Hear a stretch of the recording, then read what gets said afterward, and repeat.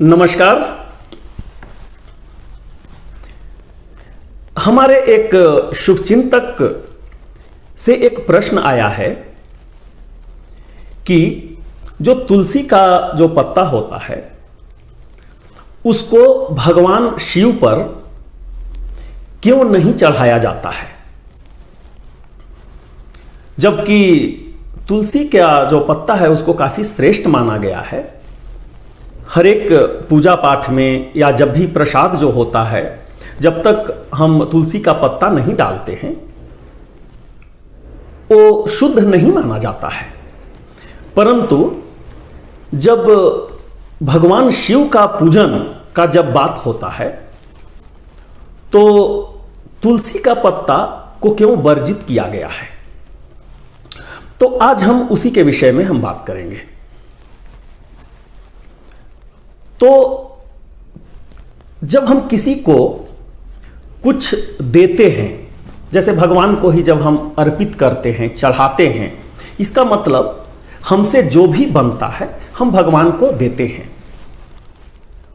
तो चाहे भगवान हो या कोई व्यक्ति हो, जब भी हम कुछ देते हैं उनको, तो यहां पर दो चीज का हम लोग ध्यान रखते हैं।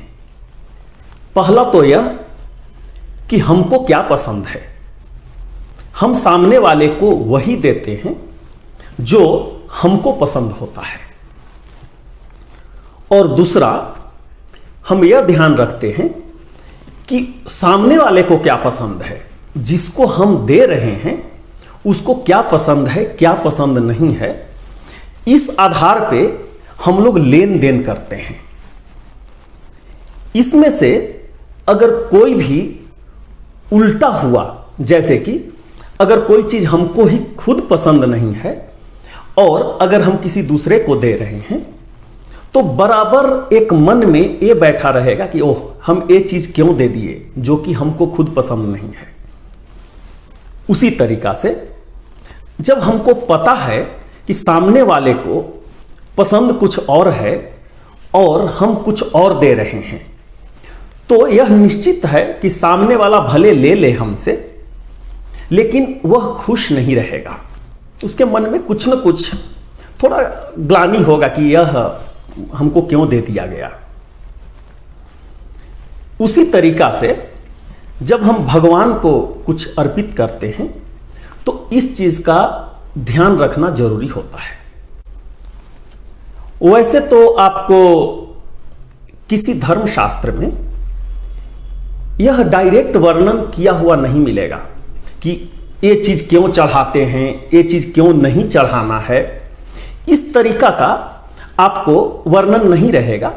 उसके लिए आपको क्या करना है कि बहुत सारे हमारे जो धर्म ग्रंथ हैं उसको आपको पढ़ना है, और जो आपका जो निष्कर्ष होता है, जो आप समझते हैं, उसके अनुसार हम लोग को मतलब विचार करना होता है कि हाँ, हमको क्या करना है और क्या नहीं करना है। हमारे काफी सारे जो धर्म ग्रंथ हैं उसमें सारे देवताओं का चरित्र का वर्णन है। जैसे भगवान शिव का उनका रहन सहन कैसा है, उनका खान पान कैसा है, उनका आचार विचार कैसा है। उसी तरीका से भगवान विष्णु जो हैं उनका रहन सहन कैसा है, क्या आचार विचार है। एक करीब करीब हर एक देवताओं के बारे में इसका वर्णन किया हुआ है, और इसी के आधार पर हम लोग के अंदर कुछ इमेजिनेशन आया है कि किनको क्या पसंद है। उस धर्म ग्रंथ के आधार पर हम लोग कुछ समझे हैं, कुछ सोचे हैं, और उसी के आधार पर हम लोग सामने वाले को कुछ न कुछ अर्पित करते हैं या फिर चढ़ाते हैं। तो अब हम लोग आते हैं जो हमारा जो कोर प्रश्न है कि ये जो तुलसी का जो पत्ता है वो मतलब भगवान शिव पर क्यों नहीं चढ़ाना चाहिए, इसको क्यों वर्जित किया गया है। तो आप ऐसे देखिए, इसके लिए आपको थोड़ा रामचरितमानस का हम एक रेफरेंस ले लेते हैं। उसमें एक बार मां सती जो हैं प्रभु श्री राम को परखने के लिए, उनकी परीक्षा लेने के लिए सीता का रूप धारण कर लिए थे। जब यह मतलब समाचार भगवान शिव को जब पता लगा, वे अपने ध्यान से इस चीज को पता किए, जबकि मां सती जो थीं वह इस चीज को नहीं बतलाईं,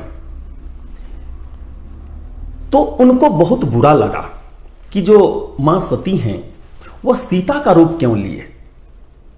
क्योंकि भगवान शिव जो हैं भगवान विष्णु को अपना गुरु मानते हैं, अपना पूजनीय मानते हैं। तो भगवान विष्णु की जो पत्नी हुई वो हमारे धर्म शास्त्र के अनुसार भी माता हो गई। तो यहां पर ऐसा होता है कि मां सती जो हैं जब मां सीता का रूप जब धारण करती हैं, और यह चीज जब मतलब भगवान शिव को जब पता लगता है, तो फिर वो कभी भी मां सती को, जो कि उनकी पत्नी थी, उनको कभी भी अपने पत्नी के रूप में स्वीकार नहीं कर पाए। क्योंकि जब भी वो मां सती को देखते हैं, उनको उनमें मां सीता का छवि नजर आना शुरू हो जाता है, अपने मां समान उनको देखना शुरू कर देते हैं। इसके कारण से जो भगवान शिव हैं वो मां सती का त्याग कर देते हैं, और बाद में जो मां सती हैं उनका दोबारा जन्म होता है हिमाचल राज्य के घर में पार्वती के रूप में, और फिर वे दोबारा मतलब शिव जी को प्राप्त करती हैं। तो यहां पर आप ऐसे समझिए कि भगवान विष्णु की पत्नी मां सती जस्ट एक पत्नी का रूप ले लिए थे। इससे भगवान शिव इतना नाखुश हुए, इतना नाराज हो गए कि वे मां सती को भी त्याग दिए।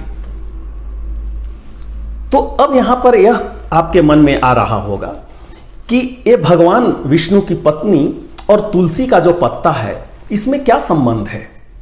ये संबंध है, इसीलिए यह हम आपको कहानी बतलाए। यह संबंध है क्योंकि भगवान विष्णु का एक रूप है शालिग्राम का, भगवान शालिग्राम, और भगवान जो शालिग्राम हैं, जो एक विष्णु के ही रूप हैं, वे मां तुलसी से विवाह किए हैं।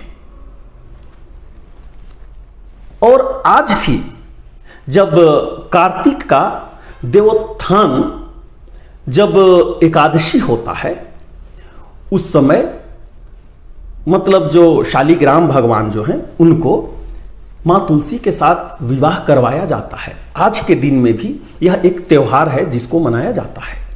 तो मां तुलसी भी भगवान विष्णु की पत्नी ही हैं। तो जब भी हम तुलसी को भगवान शिव के ऊपर चढ़ाते हैं, तो आप समझ सकते हैं उनको यह चीज पसंद बिल्कुल नहीं आएगा, क्योंकि मां सती का कहानी हम आपको बतला चुके हैं। तो जो चीज भगवान शिव को पसंद नहीं आएगा, उस चीज को अगर हम उनको देते हैं तो यह निश्चित है कि भगवान शिव नाखुशी होंगे, नारुष्ट ही होंगे वो। और जिस कारण से मतलब जो भी हमारे मन में इच्छा रहा हो, अगर उनको हम पूजा करते हैं और वो जब हम तुलसी का दल जब उनको चढ़ाते हैं, तो यह जो फल है वो निष्फल ही होगा, कभी भी वो फलीभूत नहीं होगा। तो यही एक मतलब जो प्रमुख कारण है कि तुलसी भगवान शिव के ऊपर क्यों नहीं चढ़ाना चाहिए, लोग इसको चढ़ाने से क्यों रोकते हैं, इसको क्यों वर्जित किया गया है। तो हम उम्मीद करते हैं कि यह मेरा विषय आपको पसंद आया होगा। अगर आपके मन में किसी प्रकार का कुछ प्रश्न है तो आप हमारे कमेंट सेक्शन में लिखिए, हम उसका उत्तर देने का हम कोशिश करेंगे। और हम ये भी चाहेंगे कि आप हमारे चैनल को सब्सक्राइब कर लीजिए, ताकि जब कभी भी कोई नया वीडियो आए वह सर्वप्रथम आपके पास पहुंचे। तो बहुत ही जल्द हम आपके समक्ष नए विषय के साथ उपस्थित होंगे। तब तक के लिए हम आपसे विदा लेते हैं। बहुत बहुत धन्यवाद। नमस्कार।